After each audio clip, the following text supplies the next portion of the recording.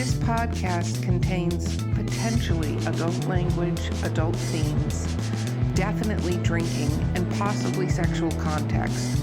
Listener discretion is advised.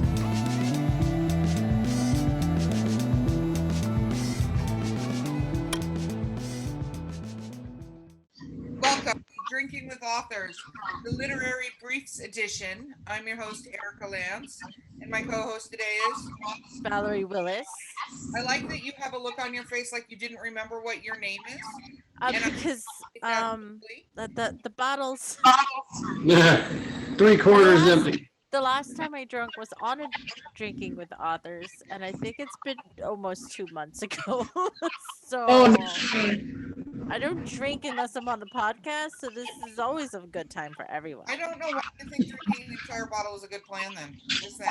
I'm going to sleep like a baby. Yeah, there you go. Okay, our guests today are Amanda Rosenblatt and Brad Acevedo. Okay, I'm reading a post-it to do the pronunciations, and I've already had 1.5 of the mojitos. No, you got it right. They are Not mojitos. They're mules something. mules. They're mules. That's We're fine. too drunk. We don't know what we're drinking anymore. I'm hitting this tropical passion fruit Moscato I found at the Target and couldn't walk past, and I'm drinking it in a boot because the pickle jar. Das Boot. Das Boot. It's I already. just want to take that sentence in its finery. I walked past the bottle at a Target that I couldn't resist. This is like fine wine. And I'm drinking it out of a boot because I threw away my pickle jar. This will be said together, nobody's going to believe. It's Whatever. okay. It's Okay, Amanda, what are you drinking? I am drinking Sir Henry's Twisted Apple Hard Cider. It is from Keel Farms in Plant City. And the description on the back has the word tart like 5 times because 5. I guessed 4. it's something like that. I don't know. How tart But is it? it's so taut, kid. I'm originally from New England. It's wicked taut. Dot. Okay, Brad, what are you drinking? I'm also drinking something from the Sir Henry's line. This is just a spiced cider, non-alcoholic. I like that. Somebody's got to keep us sane. Yeah. Yeah. I think He's it's just next reading you editor. talk to him, you should mention that maybe they should get an editor, even on the blurbs, because hello. Yup. Okay, this is rapid fire questions. Okay, guys, so for the Rapid second time we've had 2 people on the podcast, which is really cool. So you each get to answer these questions, which is going to be weird, which means I'm going to forget what I'm asking sooner rather than later. Okay, Amanda, what's your favorite book of all time? Favorite book of all time. I really like the book Warm Bodies by Isaac Marion. It was really good. Did you like the movie? The movie was pretty good too. Even though it got the Twilight treatment to it, there were a lot of scenes that were very true to the book, especially where they're driving the convertible on the strip, the airport strip, like the landing strip, and like the sun setting and the music they set it to. I was like, perfect, perfect. I like it. Very cool, Brad. Let's see. I'd have to pick something from Stephen King. I like a lot of his shorter stories, but if we're going full-length novel, I think Misery is probably my favorite. That is a good one. What did you think of the movie of that one? Oh, that was really good. Questions right in a row. I never got to do that before. Wow. Yeah, actually, that's a funny one because that was actually part of the catalyst that got me wanting to start writing in the first place.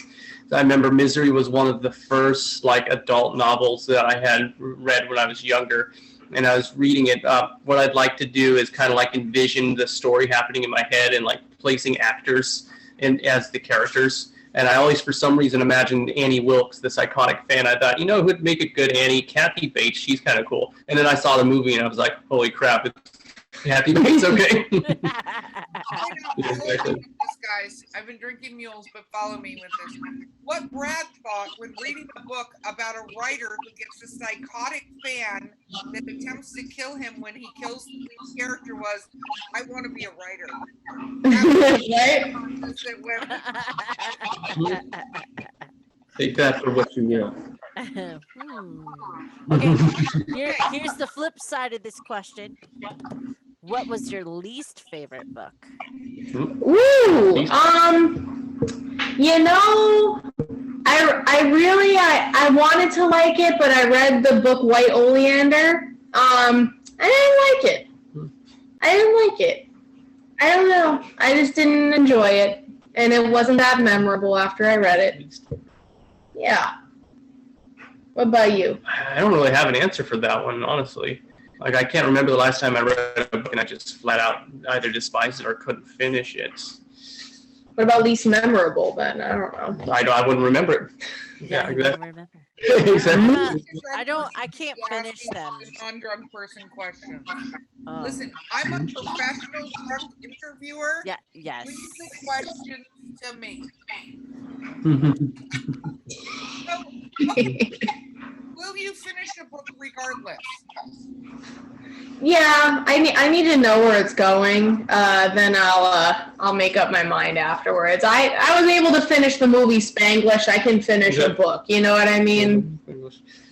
Yeah. Same here. I don't think I've ever really started a book and then put it down or put it aside or just said I'm throwing my hands up. I can't finish it. I think I've always gone cover to cover regardless. Well, as you become more and more famous authors, you will notice the amount of time you have to read lessons, and you may change your mind about it. Well, I'd like to think that would be the reason why, because we don't have time, not due to quality of what we're reading. That. Yeah, no, timing. Okay, so what is your favorite book to TV or movie adaptation? Well, I don't know. What do you think? I'd have to think about that. I don't know.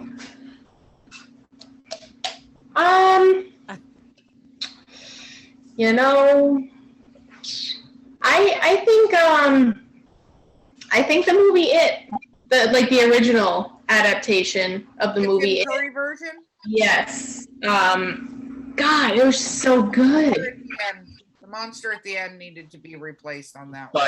Yeah. Stop motion spider. Yeah. But I mean, as far as just like the chemistry between, the Losers Club and everything, and just like that old timey feel, like it just felt so authentic. It was just so good. How did you feel about the newer version? I'm curious because I'm a huge Tim Curry fan, so huge original Tim Curry Pennywise, and I thought that was one of the best Stephen King movies ever made because it felt like, unlike a lot of them, I didn't walk out wanting to punch people for how bad they twisted whatever.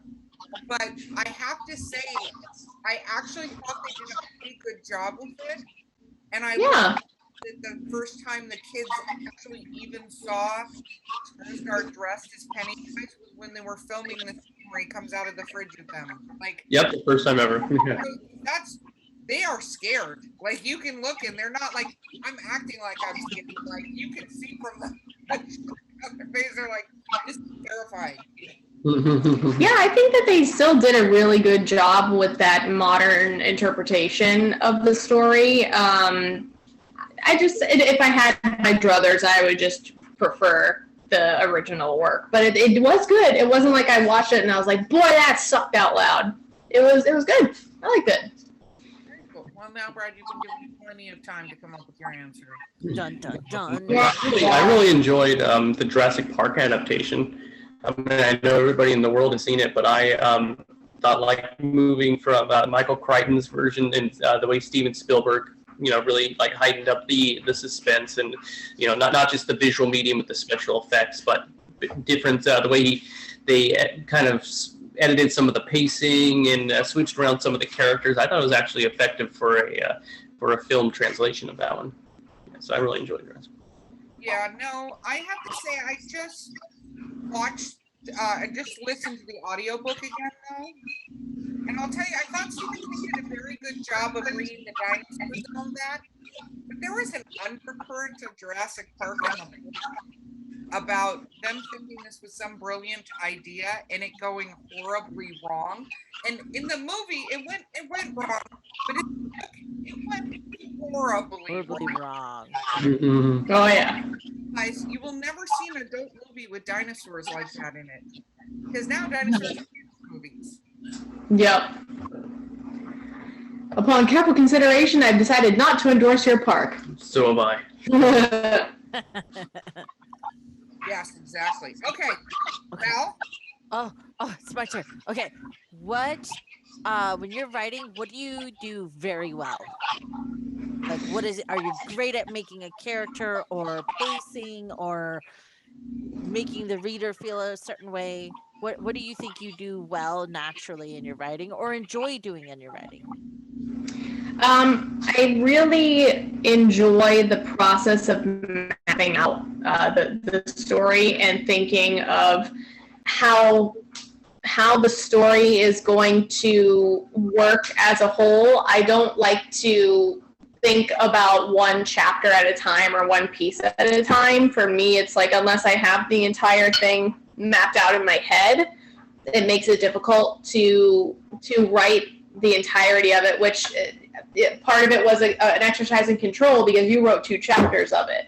So I gave you kind of like my feedback, but I had to let go and let you do your thing. But I was like, well, at least I know that those 2 pieces of it will eventually intersect and it will be fine. And I'm poking you a lot, and I'm sorry about it.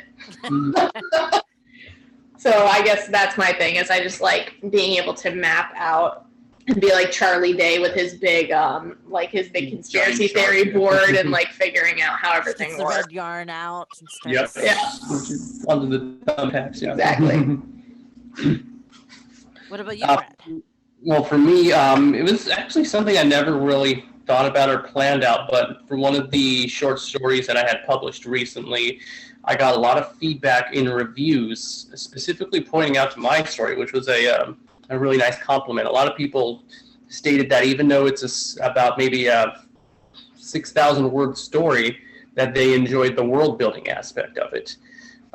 Because for this one particular story that I wrote, I established a whole entire setting, kind of a society, a culture, even like a bit of a religion and scientific aspect to it, which I hadn't necessarily plotted that extensively originally when I was doing the outline. But as I went on, I got more excited at developing these stories to the point that after everything was said and done, the editor approached me about potentially maybe expanding it into a novel down the line. And I thought, that's actually kind of fun. And and I've kind of, all the stories I've written since then, I've kind of established something more along the lines of fleshing out the settings or the story or the lore as much as possible. They've all been short stories, so there's been like a word cap that I have to work under. But building something like kind of uniquely mine and making it immersive and extensive is something that I've enjoyed doing since, ever since I got a lot of good feedback. It's kind of boosted my confidence on being able to create something beyond just like a couple of characters in a diner or a room or something like that, kind of expanding something more grand, something with a wider scope. Yeah, exactly. Excellent. And I do want to add something too. Another thing that I'm really good at, especially when I was going over his stories and doing a little bit of light pruning, is I got a big thing with the same word being utilized repetitively, like stacking on each other in the same paragraphs or whatever. So I like to be a human thesaurus, and if I see the same word occurring on the same page, I love to just weed those out and find some sort of substitution. So that's another thing I'm good at, because there's so many words, there's so many beautiful words. More dynamic sentence structure. Thank you. What he said. Yeah. Are you going to talk to the person who about using the word tart? Yeah, tart. Like what the heck? So let's see. So tart. So robust, crisp. We're going this enticing. I don't know. Why it's one paragraph tart? Why? Okay. Because you're going to talk to them about it. I can already. We can already tell. So, again, flip side of this coin, what is your worst habit or a habit you struggle with? Like, I just turned into I like how you use the word pruning. I call it bleed on the page, but pruning is a pretty fun way. But like my modifier game is totally crap this last time, and eyeballs were touching stuff on the table that shouldn't be touching things. So, what kind of bad habits do you find yourselves falling into sometimes? What about you? I don't know. I'd have to think about that one. Gosh, always put me on Well, sorry. I mean, I on can the think of spot. Your own tater tots. What's wrong, Tots? God. You know, I think that my bad habit is just really just not letting it go and letting it sit. So I'll go back and I will reread a chapter 6 or 7 times and then be like, nope, I could change that, but I could change that. Just let it die. Just let it go. Yeah.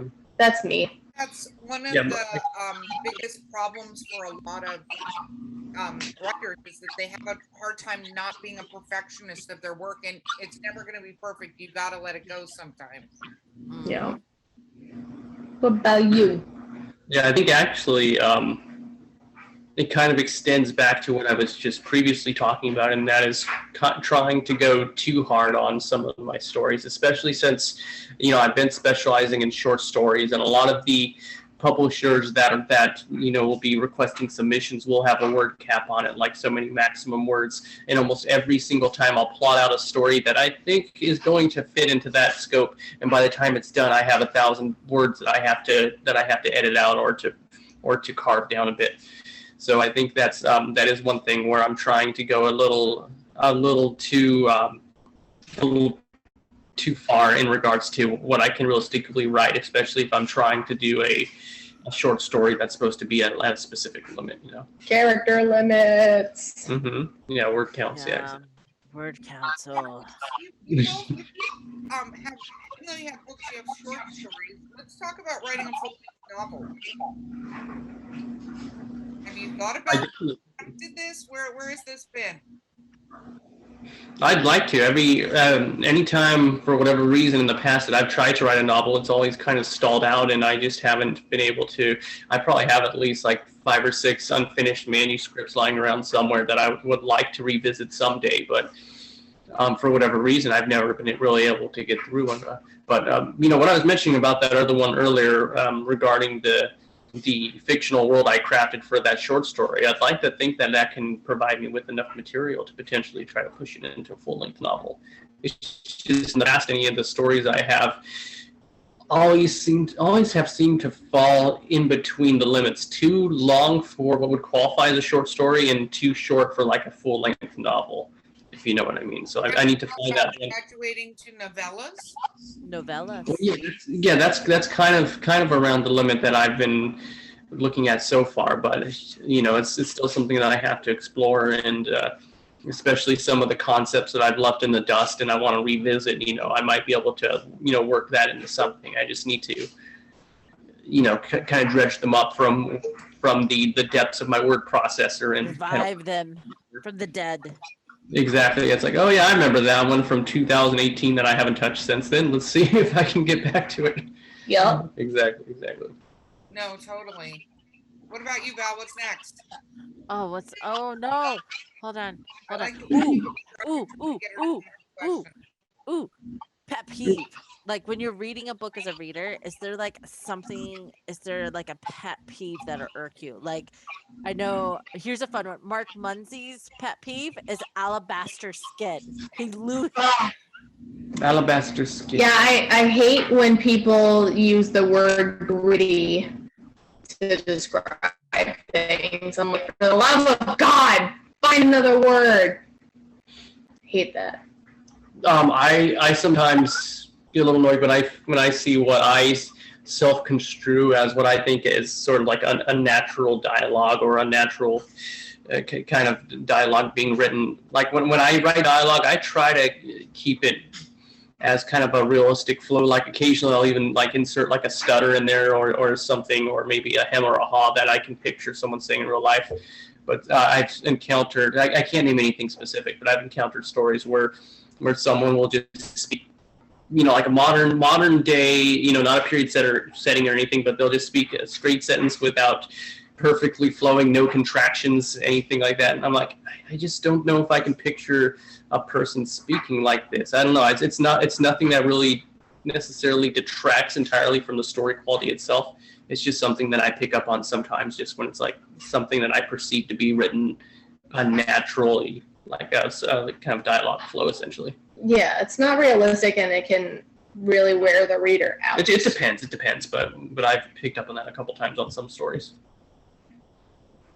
Very, very cool. Okay. Favorite character in a book? That's a good question. Yeah, I don't know. I like how they're looking all around, like as if there's a wall of all their favorite characters behind the screen. but we've got books here and books there, so I'm just kind of. It's almost like drawing from photo reference. It's like if I comb over these books with my mind, then maybe I'll find some sort of. What it is really is all your little children are like going, pick me. It really is. That's a good question. We also have Funko figures too. We have over 400 Funko, so that's always a really good inspiration as well, because some of them are literary based. There's one character that's that has kind of fascinated me. One of my earliest short stories, literally like a page or two that I wrote, was from his point of view. It was Renfield from the original Dracula, from Bram Stoker's Dracula. Yeah, exactly. I always found him like the most interesting character of that story, just based on the fact that, you know, he kind of his downfall. Like, if you're kind of familiar with the character, he basically falls under Dracula's thrall and ends up in an insane asylum eventually. And just kind of the way that he's anticipating that this supernatural being is going to grant him everything that he wants, and then basically leaves him to rot. He's such a tragic character, but I find it interesting, like his mindset of what he's going through, experiencing all these highs and lows, and just how his mind goes. I've always really liked stories written from that point of view, and forgive me, I always mispronounce the type of story. I believe it's an epistolary story, I believe is the technical term, like a story written from the point of view. Guys bringing up a really technical term to all the drunk people. I know. The story that's written from the point of view of like a like diary entries or journal entries that basically kind of like comprises the entire story. I don't remember the character's name, but another Stephen King short story called Survivor Type, where the whole thing's written from the point of view of journal entries of a man who's washed up on a desert island with nothing but a broken leg and a giant pound of illegally imported drugs. And the whole story is written through his point of view in his journal, and how his mind slowly degrades over time due to hunger, the drugs, and his own desperation. And I find stories and characters like that to be fascinating, just to kind of like watch what happens to a human psyche when it's faced with these insurmountable odds. Yeah, I just find that really interesting. Have you seen the movie Swiss Army Knife Man? A Swiss Army Man, the one with Daniel Radcliffe, of course. Yes. Mm-hmm. Yeah, that's a good one. That end messed me up so bad. Don't remember a lot, but I did see it, and I remember it was a really interesting movie, definitely. It was definitely interesting. Okay. Best word to describe. What about you? I'm gonna say that it's a tie between two different things. It might be cheating, but graphic novel wise, Spiderman or Peter Parker. I just love Peter Parker and Spiderman. He's just such a tragic figure, and just in any kind of interpretation of him in whatever universe that he's in, whether it's a graphic novel, whether it's a movie, whether it's whatever, just the storytelling involved in Peter Parker or Miles Morales' journey is just so, it's just so good. Because there's always that basic formula of tragedy plus circumstance equals hero. So graphic novel wise, I got to go with Spider-Man or Peter Parker. And and literary wise, I know I read it such a long time ago, and I know it falls under the realm of religious literature, but Siddhartha, like reading the original story of Siddhartha and how he became the Buddha through enlightenment. I remember reading that as a kid for school and just being very impacted by it. So I really enjoyed that. That was deep. Okay, Val, final question. Oh, did you say Val? Final question? My brain is gone. I am like one eye open. I'm jealous. You have a brain. I don't have one of those. Okay, I got it because you're useless right now.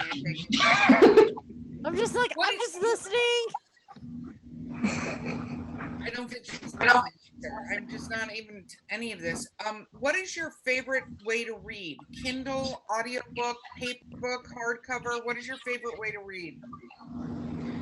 Paperback. Mm-hmm. Paperbacks, they can fit in your bag on the go. It's not too heavy. They don't run out of batteries. And they're just very pliable as well. I mean, I know they end up destroyed afterwards, usually by me, but just paperback all the way. Yeah, I'm one of those types that is a fan of things that are kind of like more retro or dating back to when I was growing up, so it's like I have, on the one hand, I'll have a lot of movies that I still have on VHS, and I was like, yeah, I'm not going to upgrade to DVD. I'm keeping this on the old school VHS. Same goes for a lot of my paperback books. I have some books from like back in the 80s or early 90s that are literally falling apart at the seams and held together by many, many strands of Scotch tape. And when I reread them, I have to be careful so they don't disintegrate in my hands. But they're just something, for me, something that's really appealing about that, about having like the actual physical, tangible object in your hands that holding a digital device can't replicate. And not to say that I wouldn't necessarily use an e-reader or a digital device. I can recognize that there's some pros that they hold over physical, but if I had to choose, I'd definitely be like an old school standard trade paperback.